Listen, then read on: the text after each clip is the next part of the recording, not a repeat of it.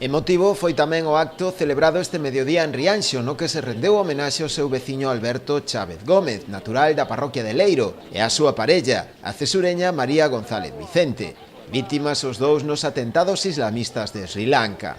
Durante o acto, o alcalde Adolfo Muiños informou da decisión tomada pola corporación tras a xunta urxente de portavoces desta mañá, na que se acordou decretar 3 días de loito oficial no municipio. O rexedor rianxeiro mostrou tamén a súa consternación polo acontecido, mandando unha mensaxe de apoio ás familias dos dous falecidos. A xunta de portavoces é unha novidade que acabamos de reunirnos agora do Concello ás 11:30.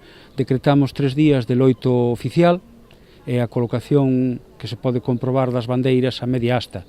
É un pouco o sinal respetuoso de dor, de solidaridade coa familia, de querelos acompañar nestes intres tan duros, e a expresión tamén de carraxe, de sentimento da xente de Rianxo, de impotencia, porque o terrorismo nos golpea e ademais vémolo que non nos golpea cerca, sino lonxe, pero tamén afecta a xente daqui. Esa idea de que non se está a salvo en ningún sitio, o que queremos tamén reafirmar que queremos vivir tranquilos, queremos poder vivir con liberdade en calqueira lugar e que rexeitamos esa maneira de violencia que desta volta nos tocou e nos chama ás portas de Rianxo e de Cesures. No acto participaron tamén numerosos veciños que coa súa presenza quixeron mostrar a súa solidaridade coas vítimas e coas súas familias, en especial a de Alberto Chávez. É un día moi triste e que afecta a un veciño daqui e outro de Cesures.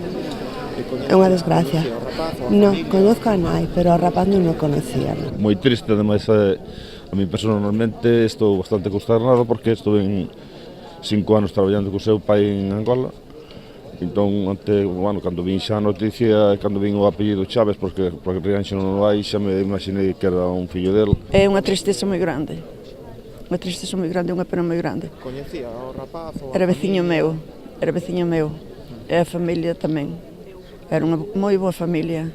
Empezaba a vivir a vida como quen di o rapaz, e mira, onde a foi buscar.